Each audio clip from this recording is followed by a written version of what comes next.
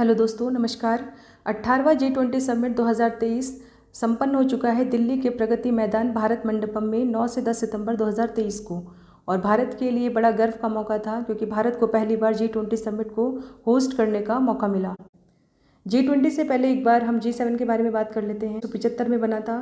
अपने देशों के आर्थिक संकट, आर्थिक रणनीति, सामाजिक मुद्दों को लेकर, विकास को लेकर जिस पर चर्चा की जा सके, उसके लिए G7 की स्थापना हुई थी। लेकिन कुछ समय बाद G20 ग्रुप भी G7 के द्वारा ही स्थापित कराया गया था। G20 जो ग्रुप है 1999 में स्थापित हुआ था और G20 को स्थापित करने वाले देश जो थे वो G7 के ही सदस्य देश थे। भारत इसके संस्थापक देशों में शामिल नहीं था, लेकिन भारत ने 1999 में ही G20 की जो सदस्यता है उसको ग्रहण कर लिया था। तो इसी से रिलेटेड जो कुछ इंपॉर्टेंट फैक्ट बनते हैं हमारे एग्जाम के लिए, उसको आज हम डिस्कस कर लेते हैं। शुरुआत में जो G20 की मीटिंग है, सदस्य देशों के केंद्रीय बैंक के जो गवर्नर होते हैं और फाइनेंस मिनिस्टर होते हैं वही इस मीटिंग में हिस्सा लिया करते थे। लेकिन 2008 में आए आर्थिक संकट के बाद G20 में प्रधानाध्यक्ष भी हिस्सा लेने लगे और इसका जो पहला आधिकारिक सम्मेलन है वो 2008 में अमेरिका के वाशिंगटन DC में संपन्न हुआ था। इसी से जुड़े कुछ फैक्ट हमारे एग्जाम में आ सकते हैं जिसके ऊपर हम आज चर्चा करेंगे। तो देखते हैं क्या क्या इंपॉर्टेंट फैक्ट रह सकते हैं। जो सबसे इम्पॉर्टेंट चर्चा का विषय रहा था 2023 की G20 समिट में, अफ्रीकी संघ को स्थायी सदस्य के रूप में शामिल कर लिया गया है G20 में। यानी कि जो G20 है वो अब G20 ना रहकर G21 हो चुका है क्योंकि अफ्रीकन संघ को शामिल कर लिया गया है। बात करते हैं कौन कौन से देश हैं इसमें G20 ग्रुप में। तो 2023 में अब 21 सदस्य हो चुके हैं, जिसमें से अर्जेंटीना, ऑस्ट्रेलिया, ब्राज़ील, कनाडा, चीन, France, Germany, Bharat, Indonesia, Italy, Japan, Mexico, रूस, सऊदी अरब, दक्षिण अफ्रीका, दक्षिण कोरिया, तुर्की, यूनाइटेड किंगडम, संयुक्त राज्य अमेरिका, यूरोपियन संघ और अफ्रीकन संघ इसमें शामिल हैं। यूरोपियन यूनियन में अपने आप में 28 देश हैं।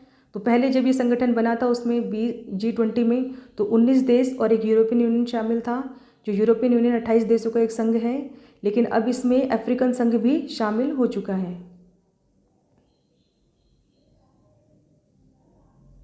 2023 में जो मुख्य चर्चा का विषय रहा मीटिंग का वो रूस और यूक्रेन के बीच का तनाव था, धारणीय विकास था, खाद्य सुरक्षा, वैश्विक जैव ईंधन गठबंधन और कई वैश्विक मुद्दों पर चर्चा की गई थी। अगर पृष्ठभूमि की बात करें G20 की, तो स्थापना 1999 में हुई थी।